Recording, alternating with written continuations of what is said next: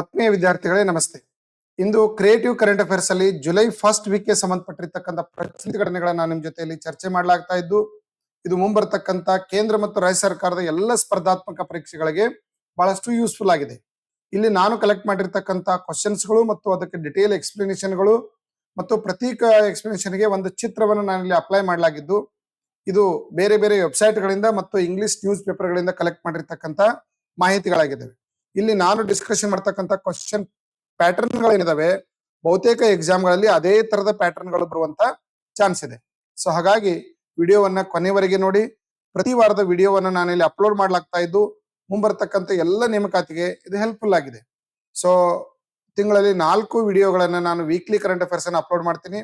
ತಿಂಗಳ ಕೊನೆಗೆ ಒಂದು ಮಂತ್ಲಿ ಕರೆಂಟ್ ಅಫೇರ್ಸ್ ನಾನು ಅಪ್ಲೋಡ್ ಮಾಡ್ಲಾಗ್ತಾ ಇದ್ದು, ಇದು ಮುಂಬರ್ತಕ್ಕಂಥ ನಿಮ್ಮ ಎಲ್ಲ ಎಕ್ಸಾಮ್ಗಳಿಗೆ ಹೆಲ್ಪ್ಫುಲ್ ಆಗ್ತದೆ. ಇದ್ರ ಜೊತೆಗೆ reasoning, maths, current affairs, static GK ಮತ್ತು ಜನರಲ್ ನಾಲೆಜ್ ಸಂಬಂಧಪಟ್ಟಿರ್ತಕ್ಕಂಥ ಎಲ್ಲ ವಿಷಯಗಳ ಯೂಟ್ಯೂಬ್ ಲೈವ್ ಕ್ಲಾಸ್ ಅನ್ನ ರಾತ್ರಿ 9 ರಿಂದ 10 ಗಂಟೆವರೆಗೆ, ಜೊತೆಗೆ ರೆಕಾರ್ಡೆಡ್ ಕೋರ್ಸ್ಗಳನ್ನು ನಾನು ಇಲ್ಲಿ ಅಪ್ಲೋಡ್ ಮಾಡ್ಲಾಗ್ತಾ ಇದ್ದು, ಯೂಟ್ಯೂಬ್ ಅಲ್ಲಿ ನೀವು ಫ್ರೀ ಆಗಿ ಎಲ್ಲವುಗಳನ್ನ ನೋಡ್ಬೋದು. ಅದಕ್ಕಾಗಿ ನಮ್ಮ ಇನ್ಸ್ಟಾಗ್ರಾಮು, ಯೂಟ್ಯೂಬ್ ಚಾನಲ್, ಟೆಲಿಗ್ರಾಮು ಮತ್ತು ವಾಟ್ಸಪ್ ಗ್ರೂಪ್ಗೆ ಲಿಂಕ್ ಆಗಿ ಜಾಯಿನ್ ಆಗಿ ಇದರ PDF ಗಳನ್ನ ನಾವು ಆ ಗ್ರೂಪ್ ಅಲ್ಲಿ ಶೇರ್ ಮಾಡ್ತಿರ್ತೀವಿ. ಈಗ ಮೊದಲೇ ಕ್ವಶನ್ ನೋಡೋಣ. ಪ್ರತಿ ವರ್ಷ ಜೂನ್ 30ರಂದು ಆಚರಿಸಲಾಗುವ ಹುಲ್ ದಿವಸ ಯಾವ ಐತಿಹಾಸಿಕ ಘಟನೆಯನ್ನ ಸ್ಮರಿಸುತ್ತದೆ? ನೋಡ್ರಿ, ಬಿರ್ಸಾ ಮುಂಡಾ ಹುಲ್ ದಿವಸ ಯಾವ ಐತಿಹಾಸಿಕ ಘಟನೆಯನ್ನ ಪ್ರತಿಬಿಂಬಿಸುತ್ತದೆ? ಬಿರ್ಸಾ ಮುಂಡಾ ಚಳವಳಿ, 1857ರ ಸಂತಾಲರ ದಂಗೆ, ಪೈಕಾ ದಂಗೆ, 1857ರ ಪ್ರಥಮ ಸ್ವಾತಂತ್ರ್ಯ ಸಂಗ್ರಾಮ. ಸೊ ಕರೆಕ್ಟ್ ಆನ್ಸರ್ ಏನಂತಂದ್ರೆ ಆಪ್ಷನ್ ಬಿ ನಿಮ್ದು ರೈಟ್ ಆನ್ಸರ್ ಐತಿ ಅಂತ ಹೇಳ್ಬೋದು. Option B right answer. So ಇಲ್ಲಿ ಯಾವ್ದ್ರಿ? ಸಂತಾಲರ ದಂಗೆ. ಸಂತಾಲರ ದಂಗೆ ಭಾರತ ಸ್ವಾತಂತ್ರ್ಯ ಹೋರಾಟದಲ್ಲಿ ಒಂದು ಪ್ರಮುಖವಾಗಿರ್ತಕ್ಕಂಥ ಘಟ್ಟ ಅಂತ ನಾವು ಇದನ್ನ ಕರಿತೀವಿ. ಬ್ರಿಟಿಷರ ವಿರುದ್ಧ ನಡೆದಿರ್ತಕ್ಕಂಥ ಅನೇಕ ಹೋರಾಟಗಳಲ್ಲಿ, ರೈತ ಬುಡಕಟ್ಟು ಹೋರಾಟಗಳಲ್ಲಿ ಅಥವಾ ಬುಡಕಟ್ಟು ಹೋರಾಟಗಳಲ್ಲಿ ಬಿಹಾರದ ಸಂತಾಲರು ಏನ್ ಮಾಡ್ತಾರ ಅಂತಂದ್ರೆ ಬ್ರಿಟಿಷರ ವಿರುದ್ಧ ದಂಗೆ ಹೇಳ್ತಾರೆ. ಸೊ ಅದರ ಪರಿಣಾಮವಾಗಿ ಈ ಜಾರ್ಖಂಡ್ ನಲ್ಲಿ, ಬಿಹಾರದಲ್ಲಿ ನಡೆದಿರ್ತಕ್ಕಂಥ ಕನ್ನು ಮುಂಜೋ ಮತ್ತು ಸಿದ್ದು ಮುರ್ಮು ಮತ್ತು ಖನ್ನು ಮುರ್ಮು ಅಂತಕ್ಕಂಥ ಸಂತಾಲ ಬುಡಕಟ್ಟು ಜನಾಂಗದವರು ಬ್ರಿಟಿಷರ ಒಂದು ದಬ್ಬಾಳಿಕೆ, ಶೋಷಣೆ ಮತ್ತು ಅನ್ಯಾಯದ ವಿರುದ್ಧ ಪ್ರತಿಭಟನೆ ಮಾಡಿ ಪ್ರಮುಖವಾಗಿರ್ತಕ್ಕಂಥ ಬುಡಕಟ್ಟು ಹೋರಾಟ ಅಂತೇಳಿ ಇದನ್ನ ಕರೆಯಲಾಗ್ತದೆ. ಯಾವ್ದ್ರಿ? ಸಂತಾಲರ ದಂಗೆ. ರೈಟ್ ರೀ. 1855ರಲ್ಲಿ ಜಾರ್ಖಂಡ್ನ ಬೋಗ್ನಾಡಿಹಾ ಗ್ರಾಮದಲ್ಲಿ ಈ ಚಳವಳಿಯನ್ನು ಇವರಿಬ್ರು ಸಹೋದರರು ಪ್ರಾರಂಭಿಸಿದ್ರು. ಈ ದಿನವನ್ನು ಏನ್ ಕರೀತಾರಂದ್ರ ಹುಲ್ ದಿವಸ ಅಂತ ಹೇಳಿದನ್ನ ಆಚರಿಸಲಾಗ್ತದೆ. 2026ರ ಜುಲೈ 26ರಂದು ರೈಟ್ ರೀ,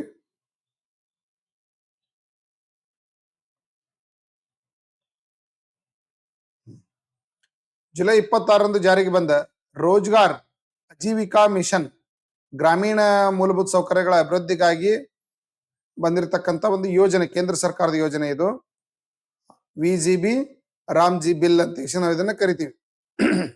ಇದು ಮುಖ್ಯವಾಗಿ ಉದ್ಯೋಗ ಖಾತ್ರಿ ಯೋಜನೆಗೆ ಅಲ್ಟರ್ನೇಟ್ ಆಗಿ ಜಾರಿಗೆ ಬಂದಿರತಕ್ಕಂಥ ಕೇಂದ್ರ ಸರ್ಕಾರದ ಯೋಜನೆ. ಏನ್ ಮಹಾತ್ಮ ಗಾಂಧಿ ಉದ್ಯೋಗ ಖಾತ್ರಿ ಯೋಜನೆ ಇತ್ತಲ್ರಿ, ಅದನ್ನ ಪುನರ್ ನಾಮಕರಣ ಮಾಡಿ ಗೆಜೆಟ್ ಪಾಸ್ ಮಾಡಲಾಯಿತು. ಈ ಒಂದು ಯೋಜನೆ ಅಡಿಯಲ್ಲಿ ಗ್ರಾಮೀಣ ಪ್ರದೇಶದಲ್ಲಿ ಉದ್ಯೋಗ ಖಾತ್ರಿ ನೀಡಲಾಗ್ತದಲ್ಲ, ಮೊದಲೇನ್ ಮಾಡ್ತಿದ್ರು 100 ದಿನಕ್ಕೆ ನೀಡ್ತಾ ಇದ್ರು. ಈಗ ಅದನ್ನ ಎಷ್ಟು ದಿನಕ್ಕೆ ಹೆಚ್ಚು ಮಾಡ್ಯಾರ? ಪ್ರತಿ ಹಣಕಾಸು ವರ್ಷದಲ್ಲಿ ಎಷ್ಟ್ರಿ? 125 ದಿನ. ಎಷ್ಟು ದಿನ ರೀ? ಪ್ರತಿ ವ್ಯಕ್ತಿಗೆ 125 ದಿನಗಳ ಉದ್ಯೋಗವನ್ನ ಕೊಡಬೇಕು ಅಂತ ಈ ಯೋಜನೆ ಅಡಿಯಲ್ಲಿ ಹೇಳಲಾಗ್ತದೆ. ಜುಲೈ 1, 2025ರಂದು ಈ ಯೋಜನೆ ಭಾರತದಾದ್ಯಂತ ಜಾರಿಗೆ ಬರಲಾಗಿದ್ದು, ಇದಕ್ಕೆ ಮೊದಲ ಹೆಸರೇನಿತ್ತಂದ್ರೆ ಮಹಾತ್ಮ ಗಾಂಧಿ ಗ್ರಾಮೀಣ ಉದ್ಯೋಗ ಖಾತ್ರಿ ಯೋಜನೆ ಅಂತಿತ್ತು. ಈ ಹೆಸರನ್ನ ಬದಲಾವಣೆ ಮಾಡಿ ಆಜೀವಿಕಾ ಮಿಷನ್ ಅಡಿಯಲ್ಲಿ ಇದನ್ನೇನ್ ಮಾಡಿದ MGV RG ಬಿಲ್ ಅಂತ ಇದನ್ನ ಕರೆಯಲಾಗ್ತಾ ಇದೆ. ಇದನ್ನ ಕಾಂಗ್ರೆಸ್ ಪಕ್ಷ ಮತ್ತು ಇತರೆ ವಿರೋಧ ಪಕ್ಷಗಳು ಹೆಸರು ಬದಲಾವಣೆ ಮಾಡಿದ್ದಕ್ಕಾಗಿ ವಿರೋಧ ಮಾಡ್ತಾ ಇದ್ದಾವೆ. ಬಟ್ ಇದರಲ್ಲಿ ಹಲವಾರು ಬದಲಾವಣೆಗಳನ್ನು ಜಾರಿಗೆ ತರಲಾಗಿದ್ದು, ಮುಂಬರುವ ದಿನಗಳಲ್ಲಿ ಇದು ಒಂದು ಪರಿಣಾಮಕಾರಿಯಾಗಿ ಗ್ರಾಮೀಣ ಒಂದು ಮೂಲಭೂತ ಸೌಕರ್ಯ ಹೆಚ್ಚಳ ಮಾಡುವುದು ಮತ್ತು ಉದ್ಯೋಗ ಖಾತ್ರಿಯಲ್ಲಿ ಪ್ರಮುಖ ಯೋಜನೆ ಅಂತೇಳಿ ಇದನ್ನ ಕರೆಯಲಾಗ್ತಾ ಇದೆ. ಜಪಾನಿನ ಪ್ರಧಾನಮಂತ್ರಿ ಸನೆ ಟಕೈಚಿ ಅವರು ಕೆಳಗಿನ ಯಾವುದರಲ್ಲಿ ಭಾಗವಹಿಸಲು ಜುಲೈ 1 ರಿಂದ 3ರವರೆಗೆ ಭಾರತಕ್ಕೆ ಭೇಟಿ ನೀಡಿದ್ರು? G20 ಶೃಂಗಸಭೆ, ಬ್ರಿಕ್ಸ್ ಶೃಂಗಸಭೆ, 16ನೇ ಭಾರತ ಜಪಾನ್ ವಾರ್ಷಿಕ ಶೃಂಗಸಭೆ, ಬಿಮ್ಸ್ಟೆಕ್ ಶೃಂಗಸಭೆ. ಸೊ ಜಪಾನ್ ಪ್ರಧಾನಮಂತ್ರಿ ಸನೆ ಟಕೈಚಿ ಅವರು ಇತ್ತೀಚೆಗೆ ಭಾರತ ಮತ್ತು ಜಪಾನ್ ವಾರ್ಷಿಕ ಶೃಂಗಸಭೆಯಲ್ಲಿ ಭಾಗವಹಿಸಲಿಕ್ಕೆ ಭಾರತಕ್ಕೆ ಭೇಟಿ ನೀಡಿದ್ರು ಅಂತ ಹೇಳ್ಬೋದು. ನೋಡ್ರಿ, ಭಾರತದ ರಾಜಧಾನಿ ದೆಹಲಿಯಲ್ಲಿ ಜಪಾನ್ ಪ್ರಧಾನಮಂತ್ರಿ ಸನೆ ಟಕಾಚಿ ಮತ್ತು ಭಾರತ ಪ್ರಧಾನಮಂತ್ರಿ ನರೇಂದ್ರ ಮೋದಿ ಅವರು 16ನೇ ಭಾರತ ಜಪಾನ್ ವಾರ್ಷಿಕ ಶೃಂಗಸಭೆಯಲ್ಲಿ ಭಾಗವಹಿಸುವುದರ ಮೂಲಕ ಭಾರತ ಮತ್ತು ಜಪಾನ್ ನಡುವೆ ವ್ಯಾಪಾರ, ವಹಿವಾಟು, ತಂತ್ರಜ್ಞಾನ, ಪ್ರಾದೇಶಿಕ ಭದ್ರತೆ ಮತ್ತು ಮೂಲಭೂತ ಸೌಕರ್ಯಗಳನ್ನು ಅಭಿವೃದ್ಧಿಪಡಿಸಲಿಕ್ಕೆ ಪರಸ್ಪರ ಒಪ್ಪಂದಕ್ಕೆ ಬರಲಾಯಿತು. ಇದು ಒಂದು ಪ್ರಮುಖವಾಗಿರ್ತಕ್ಕಂಥ ಅಂತಾರಾಷ್ಟ್ರೀಯ ವಿಷಯ ಅಂತ ಹೇಳೋದನ್ನ ಕರಿಬಹುದು. ಡ್ಯುರಾಂಡ್ ಕಪ್ ಅನ್ನು ಕೆಳಗಿನವುಗಳಲ್ಲಿ ಯಾವುದು ಕರೆಯಲಾಗುತ್ತದೆ? ಭಾರತ ಹೊಸ ಫುಟ್ಬಾಲ್ ಲೀಗ್, ಏಷ್ಯಾದ ಅತ್ಯಂತ ಹಳೆಯ ಫುಟ್ಬಾಲ್ ಪಂದ್ಯಾವಳಿ, ವಿಶ್ವದ ಅತಿ ದೊಡ್ಡ ಕ್ರಿಕೆಟ್ ಟೂರ್ನಿ, ಭಾರತ ಮೊದಲ ಟೆನ್ನಿಸ್ ಪಂದ್ಯಾವಳಿ. ಸೊ ಕರೆಕ್ಟ್ ಆನ್ಸರ್ ಏನಂತಂದ್ರೆ ಏಷ್ಯಾದ ಅತ್ಯಂತ ಹಳೆಯ ಫುಟ್ಬಾಲ್ ಒಂದು ಪಂದ್ಯಾವಳಿ ಅಂತ ಹೇಳಿದನ್ನ ಕರಿತೀವಿ. ಡ್ಯುರಾಂಡ್ ಕಪ್ ಏಷ್ಯಾದಲ್ಲೇ ಫುಟ್ಬಾಲ್ ಆಗಿರ್ತಕ್ಕಂಥ ಹಳೆಯ ಒಂದು ಕಪ್ ಆಗಿದ್ದು 1888ರಲ್ಲಿ ಈ ಒಂದು ಪ್ರಶಸ್ತಿಯನ್ನ ಸ್ಥಾಪನೆ ಮಾಡಲಾಯಿತು. ಸೊ 2026ರ ಈ ಡ್ಯುರಾಂಡ್ ಕಪ್ ಪಂದ್ಯಾವಳಿಯನ್ನ ಭಾರತದ 5 ನಗರಗಳಾದ ಕೋಲ್ಕತ್ತಾ, ರಾಂಚಿ, ಇಂಪಾಲ್, ಶಿಲ್ಲಾಂಗ್ ಮತ್ತು ಗುವಾಹತಿಯಲ್ಲಿ ಈ ಒಂದು ಸ್ಪೋರ್ಟ್ಸ್ ಇವೆಂಟ್ ಗಳನ್ನ ಕಂಡಕ್ಟ್ ಮಾಡಲಾಗಿತ್ತು. ಏಷ್ಯಾದ ಪ್ರತಿಷ್ಠಿತ ಫುಟ್ಬಾಲ್ ಪಂದ್ಯಗಳಲ್ಲಿ ಇದನ್ನು ಒಂದು ಅಂತ ಹೇಳಿದನ್ನ ಕರಿಬಹುದು. ಪ್ರಧಾನಮಂತ್ರಿ ನರೇಂದ್ರ ಮೋದಿ ಮತ್ತು ಜಪಾನ್ನ ಪ್ರಧಾನಮಂತ್ರಿ ಸನೆ ಟಕಾಯ್ಚಿ ಅವರು ಜುಲೈ 2, 2026ರಂದು ಮಾರುತಿ ಸುಜುಕಿಯ ಹೊಸ ವಾಹನ ಉತ್ಪಾದನಾ ಸೌಲಭ್ಯವನ್ನ, ಮಾರುತಿ ಸುಜುಕಿ ಒಂದು ಉತ್ಪಾದನಾ ವಿಂಗ್ ಅನ್ನ ಎಲ್ಲಿ ಉದ್ಘಾಟನೆ ಮಾಡಿದ್ರು ಜಂಟಿಯಾಗಿ? Sanand Gujarat, Manesar Haryana, IIM Kharkhoda, Neemrana Rajasthan. So answer ಏನಂತಂದ್ರೆ IMT ಕಾರ್ಕೋಡಾ ಹರಿಯಾಣದಲ್ಲಿ ಈ ಮಾರುತಿ ಸುಜುಕಿ ಕಂಪನಿಯ ವಾಹನ ತಯಾರಿಕಾ ಘಟಕವನ್ನ ಉದ್ಘಾಟನೆ ಮಾಡಿದ್ರು. ಇದು ಜಪಾನ್ ದೇಶದ ಕಂಪನಿ. ಇದು ಮಾರುತಿ ಸುಜುಕಿ ಏನ್ರಿ, ಇದು ಜಪಾನ್ ದೇಶದ ಕಂಪನಿ ಆಗಿದ್ದು ಭಾರತದಲ್ಲಿ ಒಳ್ಳೆ ಮಾರುಕಟ್ಟೆಯನ್ನ ಮತ್ತು ಏಷ್ಯಾದಲ್ಲಿ ಅತಿ ಪ್ರಮುಖ ಮಾರುಕಟ್ಟೆಯನ್ನು ಇದು ಹೊಂದಿದೆ ಅಂತ ಹೇಳ್ಬೋದು. ಇಲ್ಲಿವರೆಗೆ ಜಪಾನ್ದಲ್ಲಿ ತಯಾರಾಗಿರ್ತಕ್ಕಂಥ ಪಾರ್ಟ್ಸ್ಗಳು ಭಾರತದಲ್ಲಿ ಮಾರಾಟ ಆಗ್ತಾ ಇದ್ದು, ಈಗ ಮೇಕ್ ಇನ್ ಇಂಡಿಯಾ ಉಪಕ್ರಮದ ಅಡಿಯಲ್ಲಿ ದೊಡ್ಡ ಪ್ರಮಾಣದಲ್ಲಿ ಈ ಒಂದು ಕಾರು ತಯಾರಿಕಾ ಕಂಪನಿಯನ್ನು ಸ್ಟಾರ್ಟ್ ಮಾಡಲಾಗಿದ್ದು, ಇದರಿಂದ ಲಕ್ಷಾನುಗಟ್ಟಲೆ ಉದ್ಯೋಗ ಸೃಷ್ಟಿಯಾಗುವಂತ ಸಾಧ್ಯತೆ ಇದೆ ಅಂತ ಹೇಳ್ಬೋದು.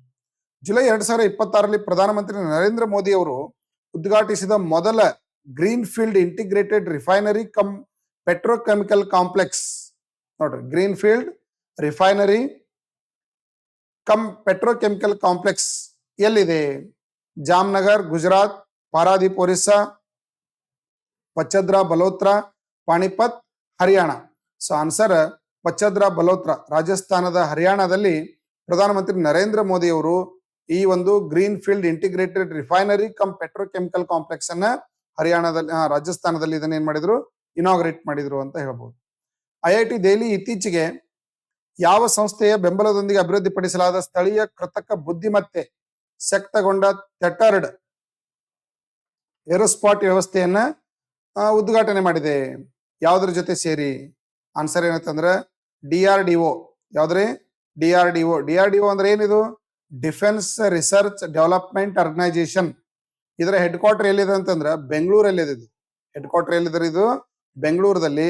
ಭಾರತದ ಎಲ್ಲ ಕ್ಷಿಪಣಿಗಳನ್ನು ತಯಾರು ಮಾಡ್ತಕ್ಕಂತ ವಿಂಗ್ನೇ ಯಾವ್ದಪ್ಪ ಅಂತಂದ್ರೆ DRDO, ರೈಟ್ ರೀ, DRDO. ಇದರ ಜೊತೆ ಸೇರಿ Indian institute of technology Delhi, IIT Delhi ಅವರು ಡೀಪ್ ಟೆಕ್ ಸ್ಟಾರ್ಟ್ಅಪ್ ಸಹಯೋಗದೊಂದಿಗೆ ರಕ್ಷಣಾ ಸಂಶೋಧನೆ ಮತ್ತು ಅಭಿವೃದ್ಧಿ ಸಂಸ್ಥೆ ಬೆಂಬಲಿತ ಯೋಜನೆ ಅಡಿಯಲ್ಲಿ ಈ ಕೃತಕ AI ಅನ್ನ ಬಳಸಿ ಥೆಟರ್ಡ್ ಏರೋಸ್ಪಾಟ್ ಕಣ್ಗಾವಲು ವ್ಯವಸ್ಥೆಯನ್ನ, ಬಾಹ್ಯಾಕಾಶದ ಕಣ್ಗಾವಲು ವ್ಯವಸ್ಥೆಯನ್ನು ಇವರು ಯಶಸ್ವಿಯಾಗಿ ಪ್ರದರ್ಶನ ಮಾಡಲಾಗಿದ್ದು, ಇದು ಏನಾಗಿದೆ ಅಂದ್ರೆ ಇದರಿಂದ ಸರ್ವಿಲೆನ್ಸ್ ಅನ್ನ, ಕಣ್ಗಾವಲನ್ನ, ಭದ್ರತೆಯನ್ನು ಹೆಚ್ಚಿಕೊಳ್ಳಲಿಕ್ಕೆ ಇದು ಸಾಧ್ಯ ಆಗ್ತದೆ ಅಂತ ಹೇಳ್ಬಹುದು. ಜುಲೈ 4, 2026ರಂದು ಅಂತಾರಾಷ್ಟ್ರೀಯ ಕ್ರಿಕೆಟ್ಗೆ ಪಾದಾರ್ಪಣೆ ಮಾಡಿದ ವೈಭವ್ ಸೂರ್ಯವಂಶಿ ಯಾರ ದೀರ್ಘಕಾಲದ ದಾಖಲೆಯನ್ನು ಮುರಿಯುವ ಮೂಲಕ ಭಾರತದ ಅತ್ಯಂತ ಕಿರಿಯ ಅಂತಾರಾಷ್ಟ್ರೀಯ ಕ್ರಿಕೆಟಿಗ ಅಂತ ಇವರು ಒಂದು ಇದಕ್ಕೆ ಪಾತ್ರರಾಗಿದ್ದಾರೆ? ನೋಡ್ರಿ, ಅತ್ಯಂತ ಕಿರಿಯ ಕ್ರಿಕೆಟಿಗ ಯಾರು? ಇಲ್ಲಿವರೆಗೆ ಸಚಿನ್ ತೆಂಡೂಲ್ಕರ್. ಸೊ ಅವರ ಒಂದು ರೆಕಾರ್ಡ್ ಅನ್ನು ಮುರಿದಿರ್ತಕ್ಕಂಥ ಯಾರಂತಂದ್ರೆ ವೈಭವ್ ಸೂರ್ಯವಂಶಿ ಅಂತಾರಾಷ್ಟ್ರೀಯ ಕ್ರಿಕೆಟ್ಗೆ ಪಾದಾರ್ಪಣೆ ಮಾಡಿದ್ರು ಅಂತ ಹೇಳ್ಬೋದು. ವೈಭವ್ ಸೂರ್ಯವಂಶಿ ಅವರು ಇತ್ತೀಚೆಗೆ 15ನೇ ವಯಸ್ಸಿನಲ್ಲಿ, ನಾಳೆ ಕ್ವಶನ್ ಬರ್ಬೋದು ನಿಮ್ಗೆ, ಎಷ್ಟನೇ ವಯಸ್ಸಿನಲ್ಲಿ ಅಂತಂದ್ರೆ 15ನೇ ವಯಸ್ಸಿನಲ್ಲಿ ಆರಂಭಿಕ ಬ್ಯಾಟ್ಸ್ಮನ್ ಆಗಿರ್ತಕ್ಕಂಥ ಇವರು ಓಲ್ಡ್ ಟ್ರಾಫರ್ಡ್ ಕ್ರಿಕೆಟ್ ಮೈದಾನದಲ್ಲಿ ಇತ್ತೀಚೆಗೆ ಇಂಗ್ಲೆಂಡ್ ತಂಡದ ವಿರುದ್ಧ T20 ಪದಾರ್ಪಣೆಯನ್ನು ಮಾಡಿದ್ರು.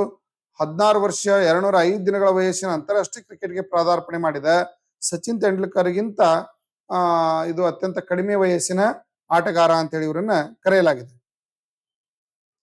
ಯುನೈಟೆಡ್ ಸ್ಟೇಟ್ಸ್ ತನ್ನ 250ನೇ ಸ್ವಾತಂತ್ರ್ಯ ದಿನವನ್ನ 2026ರಲ್ಲಿ ಆಚರಣೆ ಮಾಡ್ತು. ಅಮೆರಿಕ ಯಾವ ಐತಿಹಾಸಿಕ ದಾಖಲೆಯನ್ನು ಅಳವಡಿಸಿಕೊಂಡಿದ್ದರ ನೆನಪಿಗಾಗಿ ಇದನ್ನು ಆಚರಿಸಿತು?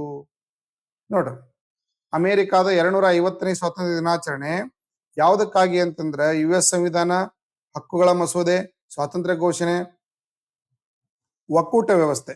ಸೊ ಆನ್ಸರ್ ಏನಂತಂದ್ರ ಅಮೆರಿಕಾದ ಸ್ವಾತಂತ್ರ್ಯ ಘೋಷಣೆ ನೆನಪಿಗಾಗಿ. ಅಂದ್ರೆ 1772ರಲ್ಲಿ ಅಮೆರಿಕ 76ರಲ್ಲಿ ಅಮೆರಿಕ ಏನಾಯ್ತು, ಬ್ರಿಟನ್ನ ವಸಾಹತು ಕೇಂದ್ರಗಳಿಂದ ಸ್ವತಂತ್ರವಾಯಿತು. ಸೊ ಹಂಗಾಗಿ ಪ್ರತಿ ವರ್ಷ ಜುಲೈ 4ನ್ನ ಅಮೆರಿಕ ಸ್ವಾತಂತ್ರ್ಯ ದಿನವನ್ನಾಗಿ ಆಚರಣೆ ಮಾಡಲಾಗ್ತದೆ. ಸೊ ಇದು ಇತ್ತೀಚೆಗೆ 250ನೇ ಸ್ವಾತಂತ್ರ್ಯ ದಿನಾಚರಣೆ ಅಂತೇಳಿ ಇದನ್ನ ಕರೆಯಲಾಗ್ತಾ ಇದ್ದು. 13 ಅಮೆರಿಕಾದ ವಸಾಹತುಗಳು, ಬ್ರಿಟಿಷ್ ವಸಾಹತುಗಳು ಇವು ಸ್ವಾತಂತ್ರ್ಯವನ್ನ ಘೋಷಣೆ ಮಾಡಿಕೊಂಡು. ಎಷ್ಟು ಘೋಷಣೆ ಇದ್ದರು ಇವಾಗ? 13 ವಸಾಹತುಗಳು ಬ್ರಿಟಿಷರ ನಿಯಂತ್ರಣದಲ್ಲಿದ್ದು. ಸೊ ಹಾಗಾಗಿ ಬ್ರಿಟಿಷರು ಇವುಗಳಿಗೆ ಸ್ವಾತಂತ್ರ್ಯ ನೀಡಿ ಯುನೈಟೆಡ್ ಸ್ಟೇಟ್ಸ್ ಅನ್ನ ರಚನೆ ಮಾಡುದು. ಫೈನಲ್ ಅಲ್ಲಿ ಇಂಗ್ಲೆಂಡ್ ಅನ್ನು ಸೋಲಿಸುವ ಮೂಲಕ ICC ಮಹಿಳಾ T20 2026 ಗೆದ್ದ ತಂಡ ಯಾವುದು? T20 ತಂಡವನ್ನು ಗೆದ್ದಿರ್ತಕ್ಕಂಥ ತಂಡ ಯಾವ್ದಂದ್ರೆ ಆಸ್ಟ್ರೇಲಿಯಾ ಮಹಿಳಾ ಕ್ರಿಕೆಟ್ ತಂಡ ಜುಲೈ 2026ರಂದು ಲಾರ್ಡ್ಸ್ ನಲ್ಲಿ ನಡೆದಿರ್ತಕ್ಕಂಥ ಫೈನಲ್ ಪಂದ್ಯದಲ್ಲಿ ಇಂಗ್ಲೆಂಡ್ ಮಹಿಳಾ ತಂಡವನ್ನ ಸೋಲಿಸುವುದರ ಮೂಲಕ 7 ವಿಕೆಟ್ಗಳನ್ನು ಸೋಲಿಸುವುದರ ಮೂಲಕ T20 ವಿಶ್ವಕಪ್ ಅನ್ನ 2026 ಗೆದ್ದಿರ್ತಕ್ಕಂಥ ತಂಡ ಅಂತ ಹೇಳಿ ಇದನ್ನ ಕರೆಯಲಾಗ್ತಾ ಇದೆ. ಜುಲೈ 2026 ವರದಿ ಪ್ರಕಾರ ಅಯತುಲ್ಲಾ ಖೊಮೇನಿ ಅವರು ನಂತರ ಇರಾನ್ನ ಸರ್ವೋಚ್ಚ ನಾಯಕರಾಗಿ ಯಾರನ್ನ ಆಯ್ಕೆ ಮಾಡಲಾಗಿದೆ? ನೋಡ್ರಿ, ಇರಾನ್ ಮಧ್ಯ ಏಷ್ಯಾದಲ್ಲಿ ಇತ್ತೀಚೆಗೆ ಅಮೆರಿಕ ಮತ್ತು ಇರಾನ್ ನಡುವೆ ಭಾರಿ ಯುದ್ಧ ನಡೆದಿರ್ತಕ್ಕಂಥ ಒಂದು ಪರಿಸ್ಥಿತಿಯನ್ನ ನಾವು ನೋಡಿದ್ದೀವಿ. ಇದರಿಂದ ಅಂತಾರಾಷ್ಟ್ರೀಯ ಮಟ್ಟದ ತೈಲ ವ್ಯಾಪಾರದ ಮೇಲೆ ಪ್ರತಿಕೂಲ ಪರಿಣಾಮವೂ ಬೀರಿತು. ಜೊತೆಗೆ ಇರಾನ್ ಪಕ್ಕದಲ್ಲಿರ್ತಕ್ಕಂಥ ಹರ್ಮುಜಾ ಒಂದು ಕೊಲ್ಲಿ ಮೂಲಕ ಹೋಗ್ತಕ್ಕಂಥ ಹಡಗುಗಳ ಒಂದು ಚಲನೆಯನ್ನ ಇದೇನ್ ಮಾಡ್ತಂದ್ರೆ ನಿಯಂತ್ರಣ ಮಾಡ್ತ ಇರಾನ್. ಇದರಿಂದ ಅಮೆರಿಕ ಮತ್ತು ಇರಾನ್ ನಡುವೆ ಭಾರಿ ಒಂದು ಪರಿಸ್ಥಿತಿ ಬಿಗಡಾಯಿಸಿತ್ತು. ಸೊ ಆಗ ಅಮೆರಿಕ ಏನ್ ಮಾಡ್ತಂದ್ರೆ ಇರಾನ್ ಮೇಲೆ ಅಟ್ಯಾಕ್ ಮಾಡಿ ಅಲ್ಲಿಯ ಸರ್ವೋಚ್ಚ ನಾಯಕನಾಗಿರ್ತಕ್ಕಂಥ ಅಯತುಲ್ಲಾ ಖೊಮೇನಿ ಅವರನ್ನ ಕೊಂದು ಹಾಕ್ತು. ಸೊ ಆಗ ಅವ್ರ ನಂತರ ಉತ್ತರಾಧಿಕಾರಿಯಾಗಿ ಆತನ ಹಿರಿಯ ಮಗನಾಗಿರ್ತಕ್ಕಂಥ ಮುಸ್ತಫಾ ಖೊಮೇನಿ, ಯಾವ್ರಿ ಹಿರಿಯ ಮಗನಾಗಿರ್ತಕ್ಕಂಥ ಮುಸ್ತಫಾ ಖೊಮೇನಿ ಅವರು ಉತ್ತರಾಧಿಕಾರಿಯಾಗಿ ಇರಾನ್ನ ಮುನ್ನಡೆಸ್ತಾ ಇದ್ದಾರೆ ಅಂತ ಹೇಳ್ಬೋದು. 2026 ಫೆಬ್ರವರಿ 28ರಂದು US ಇಸ್ರೇಲ್ ಜಂಟಿ ದಾಳಿಯಲ್ಲಿ ಅಯತುಲ್ಲಾ ಖೊಮೇನಿ ಹತರಾಗಿದ್ರು ಅಂತ ಹೇಳ್ಬೋದು. ಜುಲೈ 2026ರಲ್ಲಿ ಶ್ರೀ ರಾಮ ಜನ್ಮಭೂಮಿ ತೀರ್ಥಕ್ಷೇತ್ರ ಟ್ರಸ್ಟ್ ನ ಮಧ್ಯಂತರ ಪ್ರಧಾನ ಕಾರ್ಯದರ್ಶಿಯಾಗಿ ಯಾರನ್ನ ಇತ್ತೀಚೆಗೆ ನೇಮಕ ಮಾಡಲಾಗಿದೆ? ಚಂಪತ್ ರಾಯ್, ಗೋವಿಂದ್ ದೇವಗಿರಿ, ಕೃಷ್ಣ ಮೋಹನ್, ಡಾಕ್ಟರ್ ಅನಿಲ್ ಮಿಶ್ರಾ. ಆನ್ಸರ್ ಏನಂತಂದ್ರೆ ಆಪ್ಷನ್ ಕೃಷ್ಣ ಮೋಹನ್ ಅವರನ್ನ, ಯಾರನ್ನ?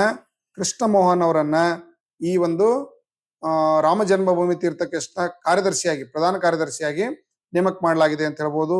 ಸೊ ಈ ಟ್ರಸ್ಟ್ ನ ನೋಡ್ರಿ, ರಾಮ ಜನ್ಮಭೂಮಿ ತೀರ್ಥಕ್ಷೇತ್ರ ಟ್ರಸ್ಟ್ ಪ್ರಧಾನ ಕಾರ್ಯದರ್ಶಿ ಚಂಪತ್ ರಾಯ್ ಮತ್ತು ಟ್ರಸ್ಟ್ ಸದಸ್ಯ ಅನಿಲ್ ಮಿಶ್ರಾ ಇತ್ತೀಚೆಗೆ ಹಣ ದುರ್ಬಳಕೆ ಮಾಡಿದ ಒಂದು ಆಪಾದನೆ ಮೇರೆಗೆ ಏನಲ್ಲಿ ಕೆಲಸಗಾರರು ಹಣ ದುರ್ಬಳಕೆಯನ್ನ ಮಾಡಿದ್ರು, ಕಾಣಿಕೆಯನ್ನ ಕೊಳ್ಳೆ ಹೊಡೆದಿದ್ರು, ಅದರ ಒಂದು ನೈತಿಕ ಹೊಣೆ ಹೊಟ್ಟು ಅವರು ರಾಜೀನಾಮೆಯನ್ನು ನೀಡಿದ್ರು.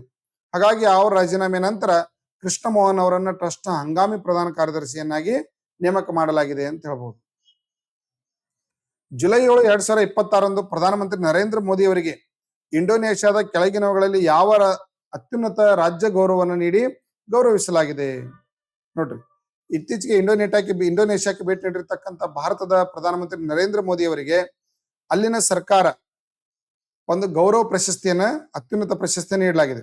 ಅದು ಯಾವ್ದಂದ್ರ ಬಿಂಟಾಂಗ್ ಮಹಾಪಾತ್ರೆ, ಯಾವ್ದ್ರಿ? ಸರಿ, ಬಿಂಟಾಂಗ್ ಆದಿಪೂರ್ಣ, ಬಿಂಟಾಂಗ್ ಜಸಾ ಉಟಾಮ, ಸತ್ತಲಂಚನ್ ಕಾರ್ಯಸತ್ಯ.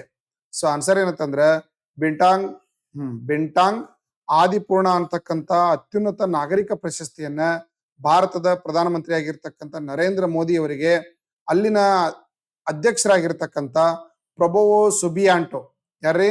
ಪ್ರಬೋವೋ ಸುಬಿಯಾಂಟೋ ಅವರು ಪ್ರಶಸ್ತಿ ನೀಡಿ ಗೌರವಿಸಿದ್ರು. ಇವರು ಪ್ರಭು ಶುಬಿಯಾಂಟ್ ಅವರು ಮೂಲತಃ ಭಾರತೀಯ ಮೂಲದವರು. ಇವರ ಪೂರ್ವಜರು ಬಿಹಾರದ ಒಂದು ಹಳ್ಳಿಯಲ್ಲಿ ಜನಿಸಿದವರಾಗಿದ್ರು.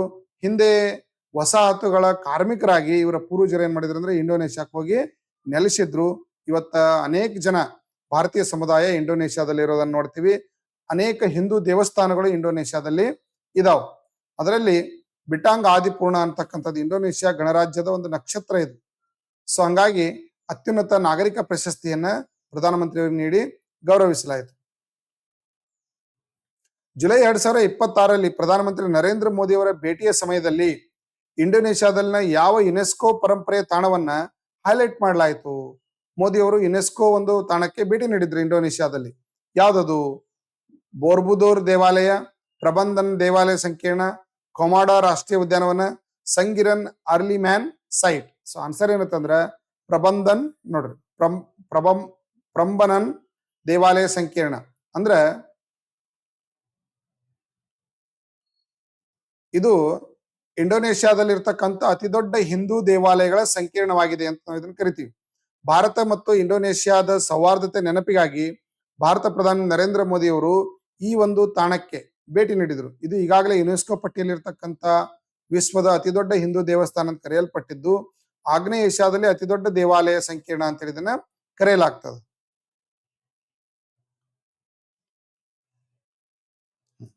ಆತ್ಮೀಯರೇ, ಕ್ರಿಯೇಟಿವ್ ಸ್ಟಡಿ ಸರ್ಕಲ್ ವತಿಯಿಂದ ನಾವು ಮೊಬೈಲ್ ಆಪ್ ಅನ್ನ ಡೆವಲಪ್ ಮಾಡಲಾಗಿದ್ದು, ಈ ನಮ್ಮ ಮೊಬೈಲ್ ಆಪ್ ಅಡ್ಡಾ 247 ನೊಂದಿಗೆ ಕಂಟೆಂಟ್ ಪಾರ್ಟ್ನರ್ ಆಗಿರೋದ್ರಿಂದ ಕಂಪ್ಲೀಟ್ ಆನ್ಲೈನ್ ಟೆಸ್ಟ್ಗಳು ಅಲ್ಲಿಂದೇ ಸಿಗ್ತವೆ. ಸೊ ನೀವು current affairs, daily current affairs quiz ಗಳನ್ನ, ಕರೆಂಟ್ ಅಫೇರ್ಸ್ ನೋಟ್ಸ್ ಗಳನ್ನ ತಾವಿಲ್ಲಿ ನೋಡಬಹುದು. ಪ್ರತಿಯೊಂದು ಡಿಟೇಲ್ ಆಗಿ ಎಕ್ಸ್ಪ್ಲೇನ್ ಗಳನ್ನ ಅಲ್ಲಿ ಕೊಟ್ಟಿರ್ತಕ್ಕಂಥ ಥಿಯರಿ ಕರೆಂಟ್ ಅಫೇರ್ಸ್ ಇರುತ್ತೆ. ಮಾಕ್ ಟೆಸ್ಟ್ ಗಳಿದಾವೆ. Banking, SSC, railway, central government ಎಲ್ಲ ಎಕ್ಸಾಮ್ಗಳ ಮಾಕ್ ಟೆಸ್ಟ್, ರಿಯಲ್ ಎಕ್ಸಾಮ್ ಅನ್ನ ನೀವು ಬರೀಬಹುದು. ಮೊಬೈಲ್ ಅಲ್ಲಿ ಬರೀಬಹುದು ಮತ್ತು ನಿಮ್ಮ ಲ್ಯಾಪ್ಟಾಪ್ ಕಂಪ್ಯೂಟರ್ದಲ್ಲಿ ಬರೀಬಹುದು.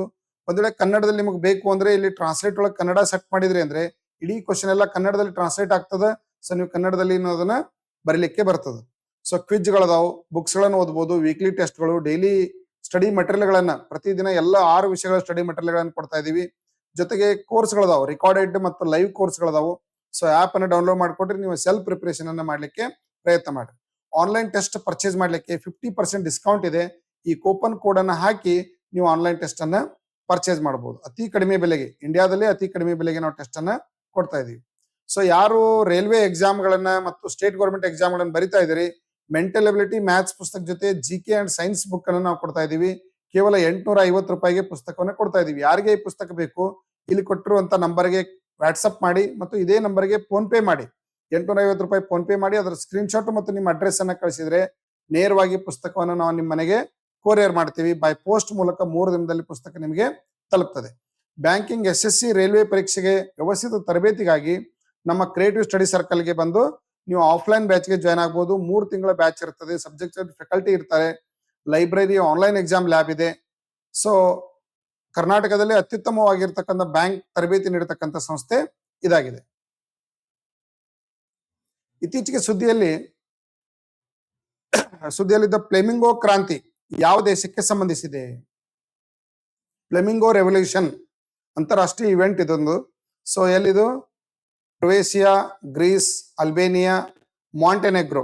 ಸೊ ಆನ್ಸರ್ ಏನಂತಂದ್ರೆ ಇತ್ತೀಚೆಗೆ ಅಲ್ಬೇನಿಯಾದಲ್ಲಿ ಈ ಒಂದು ಫ್ಲೆಮಿಂಗೋ ಒಂದು ಕ್ರಾಂತಿಯನ್ನ ಮಾಡಲಾಯಿತು. ಮುಖ್ಯವಾಗಿ ಏನಂತಂದ್ರೆ ಸಾಮೂಹಿಕ ಪರಿಸರ ಮತ್ತು ನಾಗರಿಕ ಸಮಾಜ ಈ ಒಂದು ಪ್ರತಿಭಟನೆಯಲ್ಲಿ ಭಾಗವಹಿಸುವುದರ ಮೂಲಕ ಕರಾವಳಿ ರೆಸಾರ್ಟ್ ಯೋಜನೆಯನ್ನ, ಕರಾವಳಿಯಲ್ಲಿ ರೆಸಾರ್ಟ್ ಗಳನ್ನ ಸ್ಥಾಪನೆ ಮಾಡಿ ಅಲ್ಲಿ ಪರಿಸರ ಸಮತೋಲನವನ್ನ ಹಾಳು ಮಾಡ್ತಾರೆ ಅಂತ ಹೇಳಿ ಅಲ್ಲಿ ಜನ ಏನ್ ಮಾಡಿದ್ರು ಅಂದ್ರೆ ಫ್ಲೆಮಿಂಗೋ ರೆವಲ್ಯೂಷನ್ ಅನ್ನ ಮಾಡಿದ್ರು ಅಂತ ಹೇಳ್ಬೋದು. ಇತ್ತೀಚೆಗೆ ಸುದ್ದಿಯಲ್ಲಿ ಕಂಡು ಬಂದ ನಿಯೋಕೋಲೋ ಕೋಬಾ ರಾಷ್ಟ್ರೀಯ ಉದ್ಯಾನವನ ಯಾವ ದೇಶದಲ್ಲಿದೆ? ಸೊ ಆನ್ಸರ್ ಏನಂತಂದ್ರೆ ಸೆನೆಗಲ್ದಲ್ಲಿ. ಯಾವ್ದ್ರಿದು? ಸೆನೆಗಲ್ ಇರ್ತಕ್ಕಂಥ ಈ ಒಂದು ರಾಷ್ಟ್ರೀಯ ಉದ್ಯಾನವನ international union for conservation of nature ನೇತೃತ್ವದ ಸಂರಕ್ಷಣೆ ಯೋಜನೆಗಾಗಿ ಗ್ಲೋಬಲ್ ಎನ್ವೈರನ್ಮೆಂಟ್ ಫೆಸಿಲಿಟಿ ಅಡಿಯಲ್ಲಿ ಇದು ಯಾವುದು ಅಮೆರಿಕಾದಿಂದ ಅನುಮೋದನೆ ಪಡೆಯಲಾಗಿದ್ದು, ಈ ಯೋಜನೆಯಿಂದ ರಾಷ್ಟ್ರೀಯ ಉದ್ಯಾನವನದಲ್ಲಿ ಈ ಯೋಜನೆ ಜಾರಿಗೆ ತರಲಾಗಿದ್ದು, ಇದರಿಂದ ಅಲ್ಲಿ ಪರಿಸರ ಸಂರಕ್ಷಣೆಗೆ ಅನೇಕ ಕಾರ್ಯಕ್ರಮಗಳನ್ನ ಹಮ್ಮಿಕೊಳ್ಳಲಾಗಿದೆ ಅಂತ ಹೇಳ್ಬೋದು. ವಿಶ್ವಸಂಸ್ಥೆಯ ಏಷ್ಯಾ ಪೆಸಿಫಿಕ್ ಆರ್ಥಿಕ ಸಾಮಾಜಿಕ ಆಯೋಗದ ಪ್ರಧಾನ ಕಚೇರಿಯಲ್ಲಿದೆ. ನೋಡ್ರಿ, UN ಎಸ್ಕೇಪ್ ಎಲ್ಲಿದೆ ಇದರ ಪ್ರಧಾನ ಕಚೇರಿ ಅಂತಂದ್ರೆ ಆಪ್ಷನ್ ಸಿ ಬ್ಯಾಂಕಾಕ್ನ ಥೈಲ್ಯಾಂಡ್ ಅಲ್ಲಿ ಇದರ ಒಂದು ಪ್ರಧಾನ ಕಚೇರಿ ಇದ್ದು ನೋಡ್ರಿ ಎಸ್ಕೇಪ್ ಇದು ಏಷ್ಯಾ ಪೆಸಿಫಿಕ್ ನಲ್ಲಿ ಅಭಿವೃದ್ಧಿಶೀಲ ಆರ್ಥಿಕತೆಯನ್ನು ಅಭಿವೃದ್ಧಿಪಡಿಸಲಿಕ್ಕೆ $800 ಬಿಲಿಯನ್ ವಾರ್ಷಿಕ ಹವಾಮಾನ ಹಣಕಾಸು ಅಂತರವನ್ನು ಎದುರಿಸ್ತಾ ಇದೆ. ಸೊ ಈ ಒಂದು ವರದಿಯನ್ನು ಆಧರಿಸಿ ಸಾಮಾಜಿಕ ಮತ್ತು ಆರ್ಥಿಕ ವಿಶ್ವಸಂಸ್ಥೆ ಸಾಮಾಜಿಕ ಮತ್ತು ಆರ್ಥಿಕ ಆಯೋಗ ಈ ಒಂದು ಸರ್ಕಾರಿ ವೇದಿಕೆಯನ್ನ ಸ್ಥಾಪನೆ ಮಾಡಿದೆ ಅಂತ ಹೇಳ್ಬೋದು. ಭಾರತ ಸರ್ಕಾರವು ಇತ್ತೀಚೆಗೆ ಪ್ರಾರಂಭಿಸಿದ ಯೂನಿಫೈಡ್ ಹೆಲ್ತ್ ಇಂಟರ್ಫೇಸ್ ಯಾವ ಮಿಷನ್ ಅಡಿಯಲ್ಲಿ ಕಾರ್ಯನಿರ್ವಹಿಸ್ತಾ ಇದೆ? ವೆರಿ ಇಂಪಾರ್ಟೆಂಟ್ ಆಗಿರತಕ್ಕಂಥ ಕ್ವಶನ್ ಇದು. ಯೂನಿಫೈಡ್ ಹೆಲ್ತ್ ಇಂಟರ್ಫೇಸ್ ಮಿಷನ್ ಅನ್ನ ಯಾವ ಯೋಜನೆ ಅಡಿಯಲ್ಲಿ ಇದನ್ನು ಜಾರಿಗೆ ತರಲಾಗಿದೆ ಅಂತ ಕೇಳಿದ್ರಂದ್ರೆ ರೈಟ್ ರೀ, ಆಯುಷ್ಮಾನ್ ಭಾರತ್ ಡಿಜಿಟಲ್ ಮಿಷನ್. ಯಾವ್ದ್ರಿದು? ಆಯುಷ್ಮಾನ್ ಭಾರತ್ ಡಿಜಿಟಲ್ ಮಿಷನ್ ಅಡಿಯಲ್ಲಿ ಇದನ್ನು ಜಾರಿಗೆ ತರಲಾಗಿದೆ ಅಂತ ಹೇಳ್ಬಹುದು. ನೆಕ್ಸ್ಟ್, ಕೇಂದ್ರ ಆರೋಗ್ಯ ಮತ್ತು ಕುಟುಂಬ ಕಲ್ಯಾಣ ಸಚಿವರು ಈ ಒಂದು ಆಯುಷ್ಮಾನ್ ಭಾರತ್ ಡಿಜಿಟಲ್ ಯೋಜನೆ ಅಡಿಯಲ್ಲಿ ಈ ಒಂದು ಆರೋಗ್ಯ ಸೇವೆಗಳನ್ನು ಒದಗಿಸ್ತಕ್ಕಂಥ ಕಾರ್ಯಕ್ರಮವನ್ನ ಜಾರಿಗೊಳಿಸಿದ್ರು ಅಂತ ಹೇಳ್ಬೋದು. ಇತ್ತೀಚೆಗೆ ಸುದ್ದಿಯಲ್ಲಿ ಕಂಡು ಬಂದ ಟ್ರಾನ್ಸ್ ಕ್ಯಾಸ್ಪಿಯನ್ ಮಾರಿಂಕಾಯಿ ಎಂದರೇನು? ನೋಡ್ರಿ, ಇದೊಂದು ನೋಡ್ರಿ ರೇರೆಕ್ಕೆಯ ಮೀನು. ಯಾವ್ದಿದು? ರೇರೆಕ್ಕೆಯ ಮೀನಾಗಿದ್ದು ಅರುಣಾಚಲ ಪ್ರದೇಶದ ಸಾಂಗೋನ್ ಟ್ರಾನ್ಸ್ ಕ್ಯಾಸ್ಪಿಯನ್ ಮರಿಂಕಾ ಅಂತಕ್ಕಂಥ ಒಂದು ಮೀನನ್ನ ಇಲ್ಲಿ ಪತ್ತೆ ಹಚ್ಚಲಾಗಿದ್ದು ಇದು ಕಿರಣರೆಕ್ಕೆ ಮೀನು ಅಂತೇಳಿ ಇದನ್ನ ಕರೆಯಲಾಗ್ತದೆ. ಕಲಾ ಸಂಸ್ಕೃತಿ ವಿಕಾಸ್ ಯೋಜನೆ ಯಾವ ಸಚಿವಾಲಯದಲ್ಲಿ ಇತ್ತೀಚೆಗೆ ಜಾರಿಗೆ ತರಲಾಗಿದೆ? ಯಾವ ಸಚಿವಾಲಯ? ಪ್ರವಾಸೋದ್ಯಮ, ಶಿಕ್ಷಣ, ಸಂಸ್ಕೃತಿ ಮತ್ತು ವಾರ್ತಾ ಸಚಿವಾಲಯ. ಸೊ ಕರೆಕ್ಟ್ ಆನ್ಸರ್ ಏನಂತಂದ್ರೆ ಕೇಂದ್ರ ಸಂಸ್ಕೃತಿ ಸಚಿವಾಲಯದ ಅಡಿಯಲ್ಲಿ ಕಲಾ ಸಂಸ್ಕೃತಿ ವಿಕಾಸ್ ಯೋಜನೆಯನ್ನ ಜಾರಿಗೆ ತರಲಾಗಿದ್ದು ಈ ಯೋಜನೆ ಅಡಿಯಲ್ಲಿ ಯಾರು ಕಲಾವಿದರಿದ್ದಾರೆ ಅವರಿಂದ ಅರ್ಜಿಯನ್ನ ಆಹ್ವಾನಿಸಲಾಗಿದ್ದು ಸಾಂಸ್ಕೃತಿಕ ಸಂಸ್ಥೆಗಳು, NGOಗಳು, ಸಂಶೋಧಕರು ಈ ಸಂಸ್ಥೆಯ ಆರ್ಥಿಕ ನೆರವನ್ನು ಮಾಡೋದ್ರ ಮೂಲಕ ಭಾರತೀಯ ಸಂಸ್ಕೃತಿಯನ್ನ ಪ್ರಚಾರಪಡಿಸುವ ಕಾರ್ಯದಲ್ಲಿ ತೊಡಗಬಹುದು.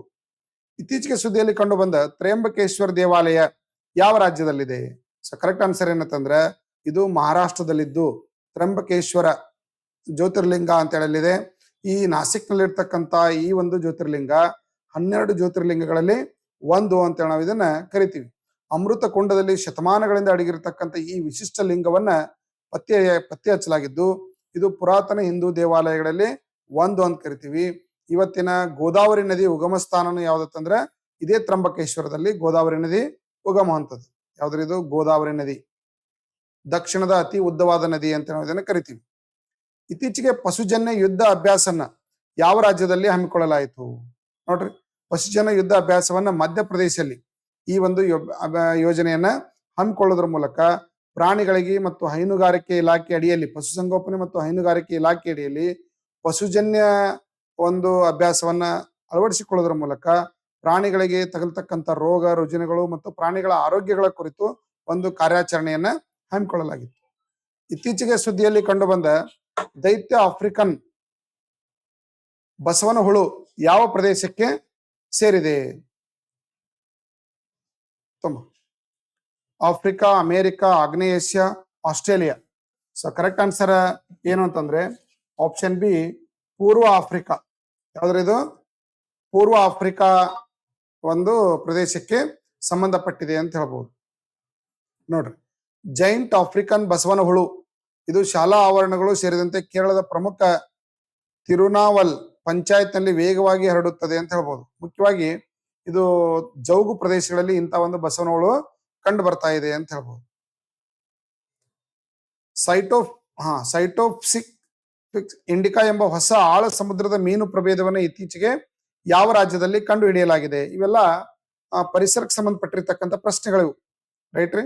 ಸೊ ಕೇರಳದಲ್ಲಿ ಈ ಒಂದು ಮೀನನ್ನ ಇತ್ತೀಚೆಗೆ ಪತ್ತೆ ಹಚ್ಚಲಾಗಿದೆ ಅಂತ ಹೇಳ್ಬಹುದು, ರೈಟ್ ರೀ. ಎಸ್. ಕ್ಯಾನ್ಸ್ಕೋರಾ ಅಗ್ನಿ ಎಂಬ ಹೊಸ ಸಸ್ಯ ಪ್ರಭೇದವನ್ನು ಇತ್ತೀಚೆಗೆ ಯಾವ ರಾಜ್ಯದಲ್ಲಿ ಕಂಡು ಹಿಡಿಯಲಾಗಿದೆ? ನೋಡ್ರಿ, ಕ್ಯಾನ್ಸ್ಕೋರಾ ಅಗ್ನಿ ಅಂತಕ್ಕಂಥ ಮೀನನ್ನ ಇತ್ತೀಚೆಗೆ ಎಂಬ ಹೊಸ ಪ್ರಭೇದವನ್ನ ಇತ್ತೀಚೆಗೆ ಎಲ್ಲಿ ಪತ್ತೆ ಹಚ್ಚಲಾಗಿದೆ ಅಂತಂದ್ರೆ ಮಹಾರಾಷ್ಟ್ರದಲ್ಲಿ. ಎಲ್ಲಿದು? ಮಹಾರಾಷ್ಟ್ರದಲ್ಲಿ ಪತ್ತೆ ಹಚ್ಚಲಾಗಿದ್ದು ಪಶ್ಚಿಮ ಭಾರತದ ಬೆಂಕಿ ಪೀಡಿತ ಸವನ್ನಾಗಳಲ್ಲಿ ಕ್ಯಾನ್ಕೋರಾ ಅಗ್ನಿ ಎಂಬ ಹೊಸ ಸಸ್ಯ ಪ್ರಭೇದವನ್ನ ಇಲ್ಲಿ ಪತ್ತೆ ಹಚ್ಚಲಾಗಿದೆ ಅಂತ ಹೇಳ್ಬೋದು. ಅಗ್ನಿ ಅಂತಕ್ಕಂಥ ಹೆಸರನ್ನ ಇದಕ್ಕೆ ಇಡಲಾಗಿದೆ. ಇತ್ತೀಚೆಗೆ ಸುದ್ದಿಯಲ್ಲಿ ಕಂಡು ಬಂದ ರುಟೈಲ್ ಪ್ರಾಥಮಿಕವಾಗಿ ಯಾವ ಸಂಯುಕ್ತದಿಂದ ಕೂಡಿದೆ ನೋಡ್ರಿ. ಸಿಲಿಕಾನ್ ಡೈಆಕ್ಸೈಡ್, ಕಬ್ಬಿಣದ oxide, aluminium oxide, titanium oxide. So correct answer ಏನಂತಂದ್ರೆ ಟೈಟಾನಿಯಂ ಆಕ್ಸೈಡ್ ಇಂದ ಕೂಡಿರ್ತಕ್ಕಂಥ ರುಟೈಲ್. ಇತ್ತೀಚೆಗೆ ಇದು ಬಹಳಷ್ಟು ಸುದ್ದಿಯಲ್ಲಿ ಇರ್ತಕ್ಕಂಥದ್ದು ಅಂತ ಹೇಳ್ಬೋದು. ಇಂಡಿಯನ್ ಇನ್ಸ್ಟಿಟ್ಯೂಟ್ ಆಫ್ ಟೆಕ್ನಾಲಜಿ ಅವರು, ದೆಹಲಿಯವರು ರುಟೈಲ್ ಆಕ್ಸೈಡ್ ಗಳನ್ನ ಅಧ್ಯಯನ ಮಾಡಿದ್ರು. ಇತ್ತೀಚೆಗೆ ಲೋಹ ನಿರೋಧಕಗಳ ನಡುವಿನ ಗಮನಾರ್ಹ ವ್ಯತ್ಯಾಸವನ್ನು ಕಂಡುಹಿಡಲಿಕ್ಕೆ ಈ ಮಾದರಿಯನ್ನ ಪತ್ತೆ ಹಚ್ಚಲಾಗಿದೆ ಅಂತ ಹೇಳ್ಬೋದು. ಗ್ರಾಹಕ ಸಂರಕ್ಷಣಾ ಕಾನೂನು ಮತ್ತು ನೀತಿ ಕುರಿತಾದ ಅಂತರ್ ಸರ್ಕಾರಿ ತಜ್ಞರ ಗುಂಪಿನ 9ನೇ ಅಧಿವೇಶನದ ಅಧ್ಯಕ್ಷತೆಯನ್ನ ವಹಿಸೋರು ಯಾರು? ರೈಟ್ ರೀ. ಸೊ ಆನ್ಸರ್ ನಿಮ್ದು ನಿಧಿ ಖರೆ. ಯಾರಿದ್ರು? ಕೇಂದ್ರದ ಉನ್ನತ ಅಧಿಕಾರಿ ಆಗಿರ್ತಕ್ಕಂಥ ನಿಧಿ ಖರೆ ಅವರು ಗ್ರಾಹಕ ಸಂರಕ್ಷಣಾ ಕಾನೂನು ಮತ್ತು ನೀತಿ ಕುರಿತ ಅಂತರ್ ಸರ್ಕಾರಿ ತಜ್ಞರ ಗುಂಪಿನ 9ನೇ ಸಮಾವೇಶ ಇತ್ತೀಚೆಗೆ ದೆಹಲಿಯಲ್ಲಿ ನಡೆಸಲಾಗಿತ್ತು. ರೈಟ್ ದಿ ಸಾರಿ ಸ್ವಿಟ್ಜರ್ಲ್ಯಾಂಡಿನ ಜಿನೇವಾದಲ್ಲಿ ವಿಶ್ವಸಂಸ್ಥೆ ಅಡಿಯಲ್ಲಿ ಇದನ್ನ ನಡೆಸಲಾಗಿತ್ತು. ಇದರ ಒಂದು ಮುಖ್ಯಸ್ಥರಾಗಿರ್ತಕ್ಕಂಥ ನಿಧಿ ಖರೆಯವರು ಇದರ ಅಧ್ಯಕ್ಷತೆಯನ್ನ ವಹಿಸಿದ್ರು ಅಂತ ಹೇಳ್ಬೋದು. ಸರ್ಕಾರಿ ಶಾಲೆಗಳಲ್ಲಿ ಮೂಲ ಸೌಕರ್ಯಗಳನ್ನು ಮೇಲ್ದರ್ಜೆಗೇರಿಸಲು ಯಾವ ರಾಜ್ಯ ಮತ್ತು ಕೇಂದ್ರಾಡಳಿತ ಪ್ರದೇಶ ಮಿಷನ್ ಕಾಯಕಲ್ಪ ಅಂತಕ್ಕಂಥ ಯೋಜನೆಯನ್ನ ಜಾರಿಗೆ ತಂದಿದೆ? ಆನ್ಸರ್ ಏನಂತಂದ್ರ ದೆಹಲಿ ರಾಜ್ಯ. ಸರ್ಕಾರಿ ಶಾಲೆಗಳಲ್ಲಿ ಮೂಲಭೂತ ಸೌಕರ್ಯಗಳನ್ನು ಅಭಿವೃದ್ಧಿಪಡಿಸಲಿಕ್ಕೆ ದೆಹಲಿ ಸರ್ಕಾರ ಮಿಷನ್ ಕಾಯಕಲ್ಪ ಅಂತಕ್ಕಂಥ ಯೋಜನೆಯನ್ನ ಜಾರಿಗೆ ತಂದಿದೆ ಅಂತ ಹೇಳ್ಬೋದು. ಇದರಿಂದ ಕುಡಿಯುವ ನೀರು, ಶಾಲಾ ಕಟ್ಟಡ, ರೈಟ್ ರೀ, ಆಮೇಲೆ ಇತರೆ ಒಂದು ಮೂಲಭೂತ ಸೌಕರ್ಯಗಳನ್ನು ಒದಗಿಸುವಂತ ಗುರಿಯನ್ನ ಇಲ್ಲಿ ಹೊಂದಲಾಗಿದೆ ಅಂತ ಹೇಳ್ಬೋದು. ವಿಶ್ವಕರ್ಮ ಶ್ರಮ ಸಮ್ಮಾನ್ ಯೋಜನೆಯನ್ನ ಯಾವ ರಾಜ್ಯ ಇತ್ತೀಚೆಗೆ ಪ್ರಾರಂಭಿಸಿದೆ? So answer ಏನಂತಂದ್ರ Uttar Pradesh. ಉತ್ತರ ಪ್ರದೇಶ ಈ ಒಂದು ಹ್ಯಾಂಡಿಕ್ರಾಫ್ಟ್ ಪ್ರಾಡಕ್ಟ್ ಗಳನ್ನು ತಯಾರು ಮಾಡ್ತಕ್ಕಂಥ ಕುಶಲಕರ್ಮಿಗಳಿಗಾಗಿನೇ ಈ ಒಂದು ಯೋಜನೆಯನ್ನ ಜಾರಿಗೊಳಿಸೋದ್ರ ಮೂಲಕ ಅವರಿಗೆ ಆರ್ಥಿಕ ನೆರವನ್ನ, ಆಮೇಲೆ ಉಚಿತ ಕೌಶಲ್ಯ ತರಬೇತಿ ಮತ್ತು ಟೂಲ್ ಕಿಟ್ ಗಳನ್ನು ನೀಡೋದ್ರ ಮೂಲಕ 10 ಲಕ್ಷದವರೆಗೆ ರಿಯಾಯಿತಿ ದರದ ವಸ್ತುಗಳನ್ನು ಅವರಿಗೆ ನೀಡಲಾಗ್ತಾ ಇದೆ. ಇದರಿಂದ ಸ್ವಯಂ ಉದ್ಯೋಗವನ್ನ ಮತ್ತು ಆರ್ಥಿಕ ಒಂದು ಸಬಲತೆಯನ್ನು ಉಂಟು ಮಾಡಲಿಕ್ಕೆ ಸರ್ಕಾರ ಈ ಯೋಜನೆಯನ್ನು ಹಮ್ಮಿಕೊಂಡಿದೆ ಅಂತ ಹೇಳ್ಬೋದು. ICC ಮಹಿಳಾ T20 ಕ್ರಿಕೆಟ್ ವಿಶ್ವಕಪ್ 2026 ಯಾವ ದೇಶ ಇತ್ತೀಚೆಗೆ ಗೆದ್ದುಕೊಂಡಿತು? ಸೊ ಆನ್ಸರ್ ಏನಂತಂದ್ರೆ ಆಸ್ಟ್ರೇಲಿಯಾ. ಆಸ್ಟ್ರೇಲಿಯಾ ಇತ್ತೀಚೆಗೆ ಲಾರ್ಡ್ಸ್ ನ ಕ್ರಿಕೆಟ್ ಗ್ರೌಂಡ್ ನಲ್ಲಿ ಫೈನಲ್ ಪಂದ್ಯವನ್ನ ಇಂಗ್ಲೆಂಡ್ ವಿರುದ್ಧ 7 ವಿಕೆಟ್ಗಳಿಂದ ಗೆಲ್ಲುವುದರ ಮೂಲಕ ತನ್ನ 7ನೇ ICC ಮಹಿಳಾ T20 ಕ್ರಿಕೆಟ್ ಪ್ರಶಸ್ತಿಯನ್ನ ಗೆದ್ದುಕೊಂಡಿತು ಅಂತ ಹೇಳ್ಬೋದು. ಸೊ 151 ರನ್ಗಳನ್ನ ಪಡೆಯೋದ್ರ ಮೂಲಕ ಯಶಸ್ವಿಯಾಗಿ ಚೇಸ್ ಅನ್ನ ಇಲ್ಲಿ ಮಾಡಲಾಯಿತು. ರೈಟ್ ರೀ.